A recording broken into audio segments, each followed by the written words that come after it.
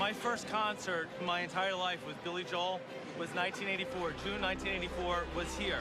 I was 12 years old, and today I'm actually taking my nephew with me, who's also 12 years old, and it's his first concert. Came from Cincinnati to see him tonight. He's definitely the soundtrack to my life. I know that sounds corny, but it's definitely true. It's the Garden, for crying out loud. It's New York, it's the Garden. Everything is special here. We just met someone who came in from Puerto Rico just to see Billy Joel tonight for the first time in New York City. I like to make it to every month if I can.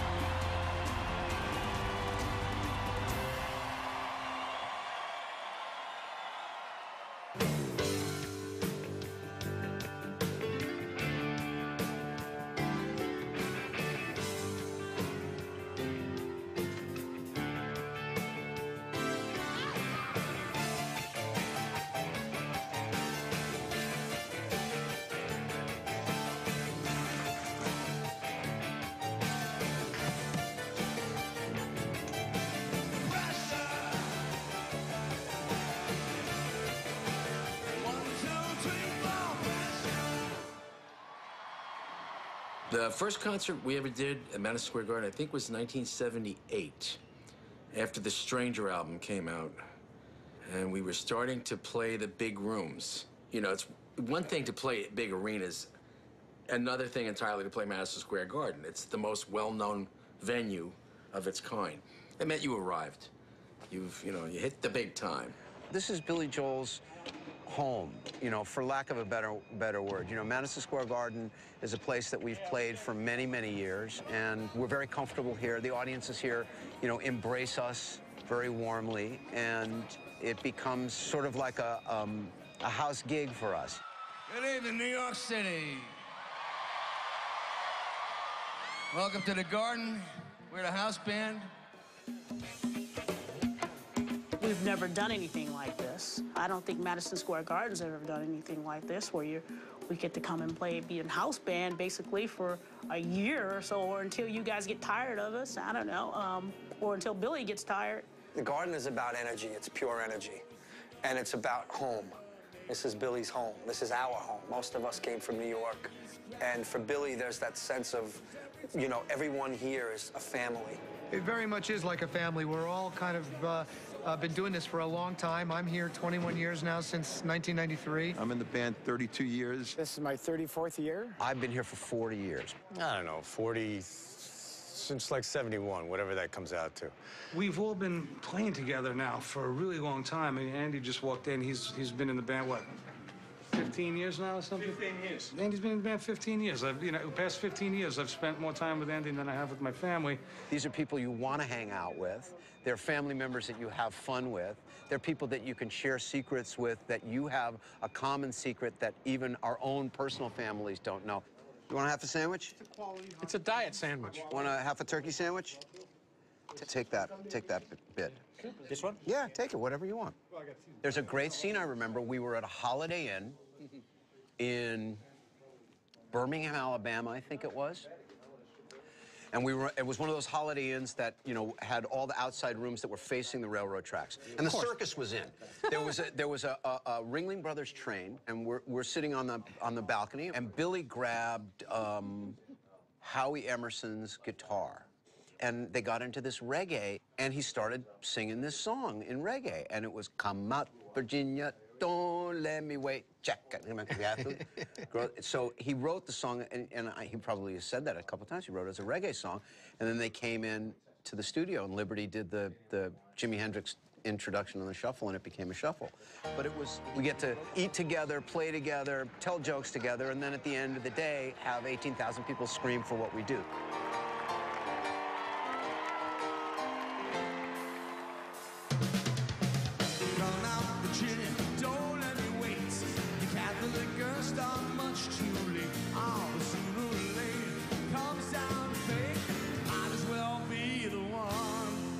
Quite honest, now the Garden is becoming part of our family as well. Billy's the godfather, The patriarch of the family. He's the head of the family.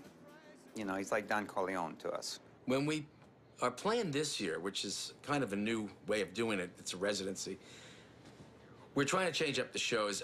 I don't want to just play the same show on automatic pilot every night. I want to change it up. He's bringing in different elements, and then we're playing different songs every night. We'll never play the same set ever twice. We're really trying to do something special all the time. I think I hit me. Yeah. Me.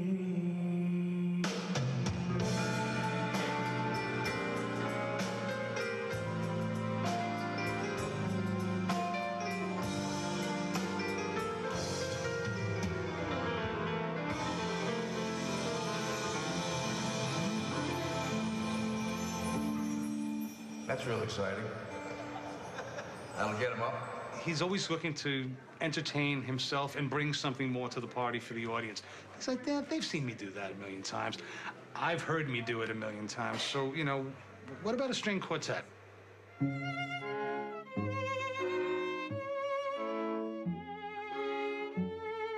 We have 5 songs that I've arranged, but we probably won't do all 5 of them, but Billy can choose whichever 2 or 3 he'd like to do tonight.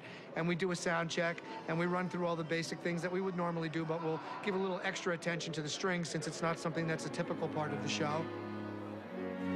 She's got a light around her, and everywhere she goes, a million dreams of love surround her everywhere.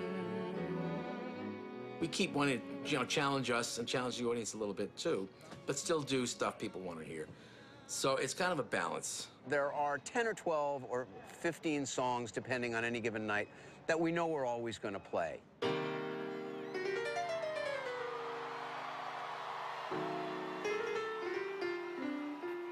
I can't imagine not doing Piano Man. I can't imagine not doing Scenes from an Italian Restaurant. I can't imagine not doing Still Rock and Roll to Me, Only the Good Die Young, those kind of songs, because it's part of the whole Billy Joel experience to go see it. What's the matter with the car on the drive? Can't you tell that it's out of style? A lot of them are hits, but we're also mixing in some obscure numbers and trying to do something a little bit unique and special just for these MSG shows. This is called Summer Highland Falls.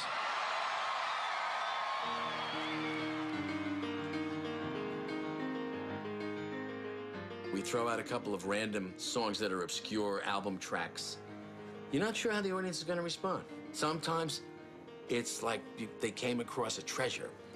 And wow, that was really good. Didn't expect that. You say that these are not the best of times, but they're the only times I've ever known. And I believe there is a time for meditation in cathedrals of our own. There's always a couple of wild cards in the show, though. There are times where he'll look at something and go, I don't want to do that one, I want to do this one instead. It's a moving, breathing animal, and that's what makes it a great show. That's what makes it rock and roll. I always want people to open their minds and just get into some of these beat cuts, because they're really great songs. They're great songs. Though we choose between reality and madness, it's either sadness or euphoria. Some nights you don't know what's going to happen. You never know. You never know what you're going to get.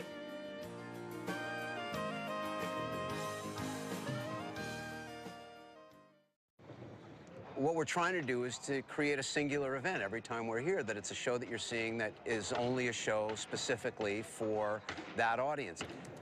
He wants to do Downeaster, but he did Downeaster last time. He did. Let's try Miami. Pressure. Would that be a place to put Billy? Billy the Kid. Good call. We'll do that early. Then we introduce the string players. No, we need a hit before we do that. There's also a lot of care that I try and put into it to try and make sure that the pacing works, because Billy's on stage, he gets the feel from the audience from the very close and from the very far away. Where we are, where Brian and I, Billy's live sound producer, and I are in the middle of the house. So we get a very good sense of what's working, what the audience response is, when we're capturing attention, when we need to pick up the pace and whatnot. And we input all of that data into how we lay out the set list. It has to be theatrical, it's got to be unique for the show, and it's got to have a certain pace, and all the songs have to be represented. No, Fire, Uptown Girl, Big Shot, Still rock and roll, Only the Good Die Young. There you are. Okay. How many is that? 25. That's a great start. That's a really good template for him, I think. All right, let me send this to him and to Brian.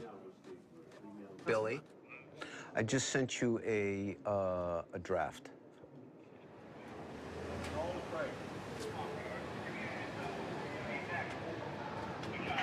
You got my note about I put it in. Captain Jack. Yeah, for what? What'd you call it? The spring equinox?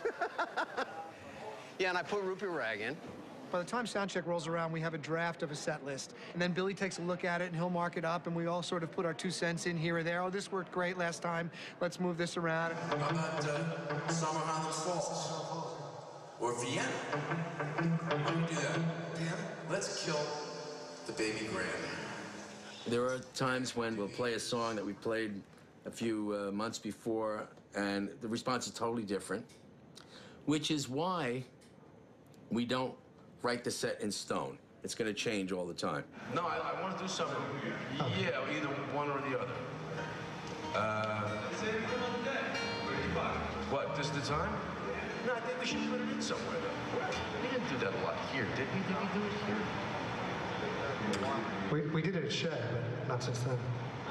If it were up to him, he'd like to call all of these things out on the fly. So we have to constantly sort of urge him to go, dude, you got to give us a little bit of structure because there's a lot of moving parts. Guitars have to change, settings on keyboards have to change, lighting cues have to be set up. So there's things that we need at least a little bit of pre-planning. Phil, so can we just check the beginning with the helicopter and make sure that you can hear the shakers?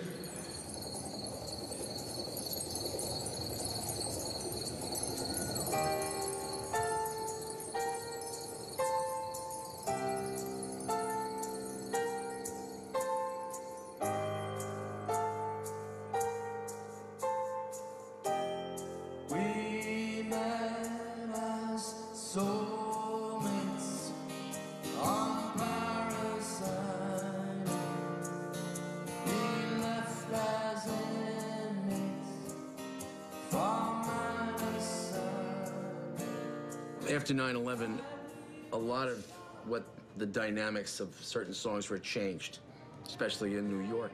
A lot of the vets became first responders, and we brought them up because they were heroes, and they deserved to be appreciated by the audience.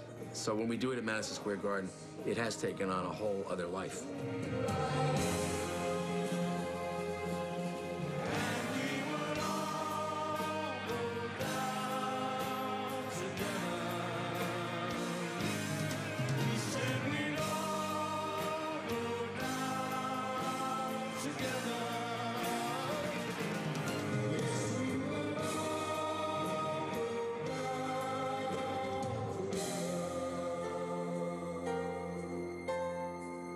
Billy wants to keep it fresh every day, you know, different types of special guests or special arrangements of things. And by him keeping it fresh, keeps it fresh for us as well.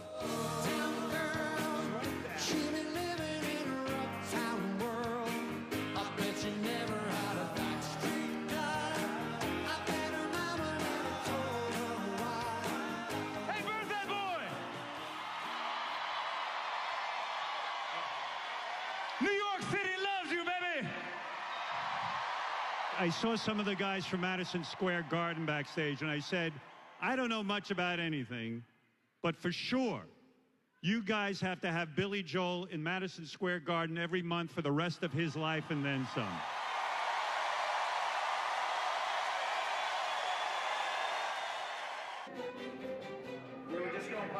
Every time we come back, it's like a homecoming.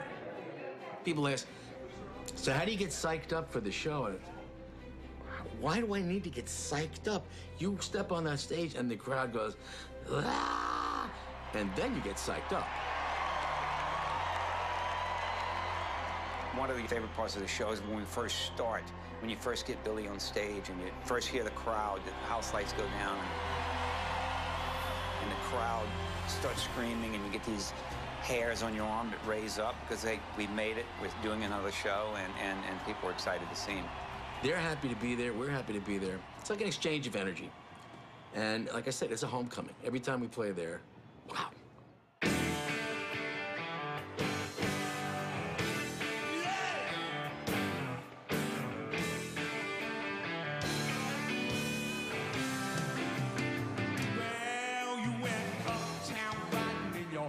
sing with your five-palm Avenue clothes.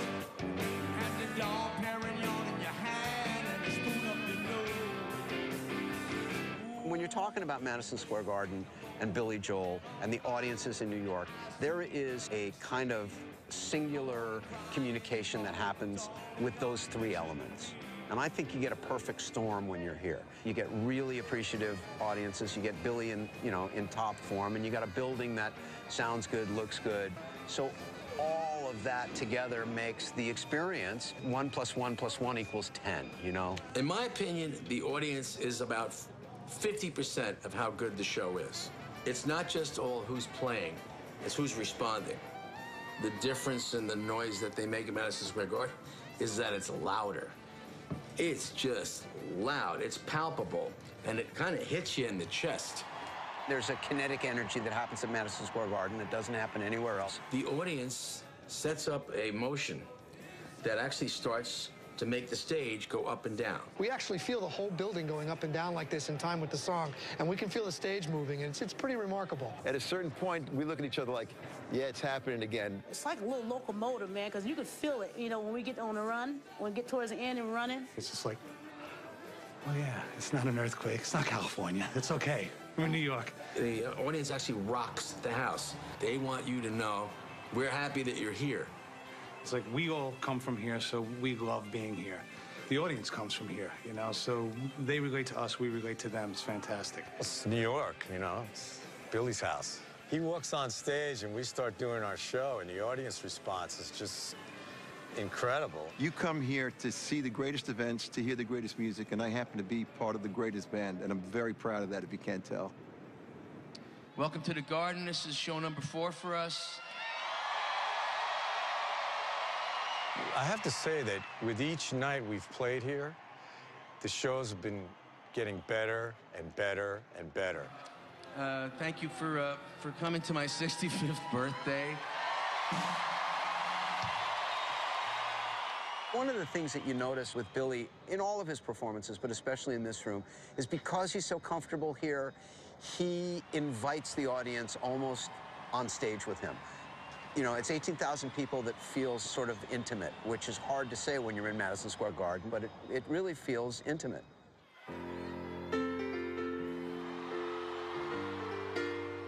I have a bunch of favorite Billy Joel songs, but I think overall, it's Italian Restaurant. It's got everything you want, emotion. It comes up, it goes down. It's got lyrics that speak to generations.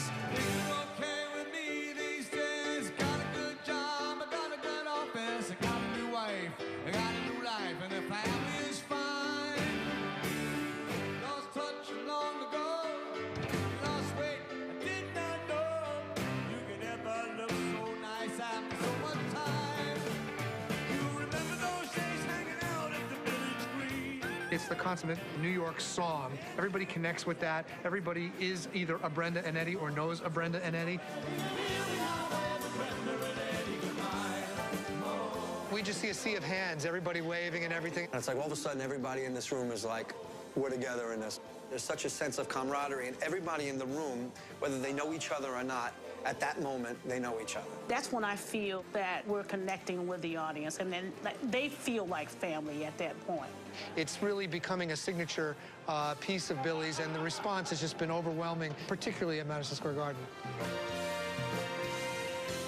Music has a very profound emotive impact on people. I don't know how to explain it. Sometimes I think it's a form of sorcery or alchemy or wizardry, you know, it transcends words, and it brings a rush of emotions up. To me, the highlight of the show is when everybody's standing up and rocking and having fun, and it's all different age groups. People bring their 10-year-old kids from there to their grandparents that are in their 70s. The audience base is so huge that you go, okay, well, that's why the shows are sold out all the time, because it's like the age limit is, there is none. After so many years of these songs being played, they've become standards. They're like American standards, and everybody's singing the songs. The audience singing along here at Madison Square Garden, it's really incredible. We get chills up there sometimes, really.